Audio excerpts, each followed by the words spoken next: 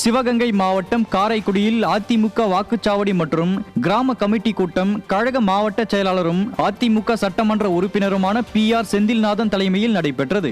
இந்த கூட்டத்தில் அதிமுக சட்டமன்ற உறுப்பினர் PR செந்தில்நாதன் வாக்குச்சாவடி முகவர்கள் மற்றும் கிராம கமிட்டி எவ்வாறு அமைப்பது என்பது குறித்து ஆலோசனைகளை வழங்கினார். இதில் அதிமுக முன்னாள் சட்டமன்ற உறுப்பினர்கள் கற்பகம் இளங்கோ, KK உமாதேவன், காரைக்குடி மாநகர செயலாளர் சோ மெய்யப்பன் உள்ளிட்ட கழக நிர்வாகிகள் பலர் கலந்து கொண்டனர். திருப்பூர் மாவட்டம் உடுமலை அருகே அதிமுக சார்பில் வாக்குச்சாவடி முகவர்கள் ஆலோசனை கூட்டம் நடைபெற்றது.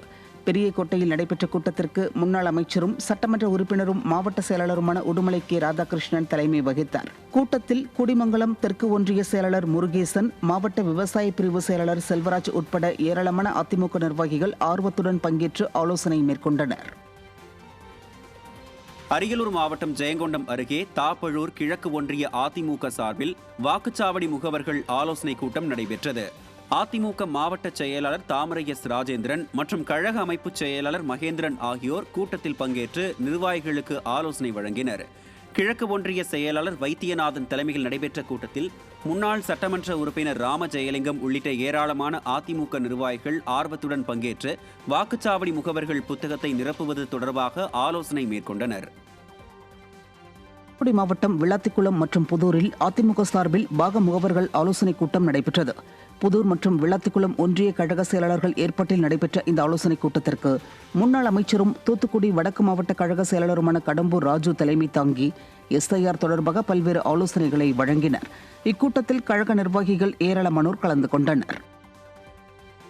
விருதுநகர் மாவட்டம் சிவகாசியில் அதிமுக வாக்குச்சாவடி முகவர்கள் ஆலோசனைக் கூட்டம் நடைபெற்றது.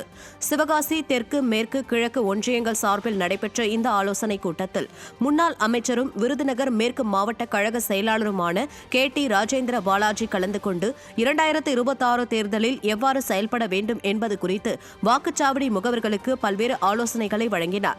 இக்கூட்டத்தில் அதிமுக நிர்வாகிகள் திரளானோர் கலந்து கொண்டனர்.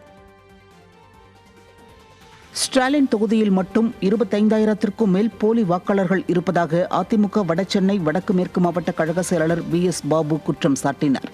சென்னை குளத்தூர் 157வது பாக வாக்காளர் திருத்தப் பணியினை ஆய்வு செய்த பின் பேட்டியளித்த அவர், போலி வாக்காளர்களை முறையாக நீக்காவிட்டால் அதிமுக சார்பில் மாபெரும் போராட்டம் நடத்தப்படும் என எச்சரித்தார்.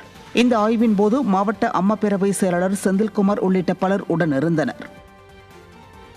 குளத்தூர்ல மட்டும் ஒரு 30,000 ஓட்டு, ஒரு பாகத்துக்கு எடுத்துக்கலாம் நிச்சயமா 400 ஓட்டு இருக்கு.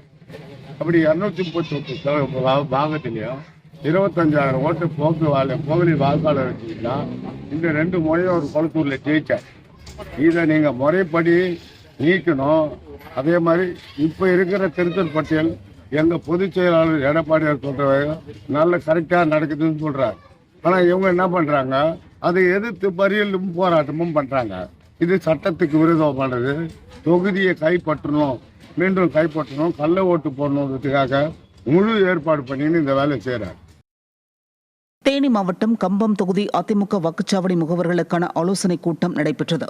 மாவட்ட கழக செயலாளர் STK ஜக்கையன் தலைமையில் நடைபெற்ற கூட்டத்தில் கழக கொள்கை பரப்பு துணை செயலாளர் பாப்புலர் முத்தையா பங்கேற்று ஆலோசனை வழங்கினார். கம்பம் தெற்கு நகர் கழக செயலாளர் கணபதி ஏற்பாட்டின் பேரில் நடைபெற்ற கூட்டத்தில் ஏராளமான நிர்வாகிகள் பங்கேற்றனர். அதிமுகவை விமர்சனம் செய்பவர்கள் இருக்கும் இடம் தெரியாமல் காணாமல் போவார்கள் என செந்தில் பாலாஜிக்கு அதிமுக சட்டமன்ற உறுப்பினர் பொள்ளாச்சி ஜெயராமன் பதிலடி கொடுத்துள்ளார். கோவை மாவட்டம் பொள்ளாச்சியில் செய்தியாளர்களை சந்தித்த அவர், 2026 சட்டமன்ற தேர்தலில் அதிமுக கூட்டணி 200க்கும் மேற்பட்ட இடங்களில் வெற்றி பெற்று ஆட்சி அமைக்கும் என்றார். SIR பணியில் உள்ள அலுவலர்களை திமுகவினர் மிரட்டி வாக்காளர்களுக்கான விண்ணப்ப படிவத்தை பெற்றுச் சென்று மக்களை ஏமாற்றி வருவதாகவும், இதுகுறித்து சார் ஆட்சியரிடம் புகார் அளிக்கப்பட்டுள்ளதாகவும் பொள்ளாச்சி ஜெயராமன் கூறினார். மிரட்டக்கூடாதுன்னு நாங்கள் சொல்லியிருக்கிறோம். அதை நிச்சயமாக நாளை முதல் நாங்கள் கண்காணிப்போம்.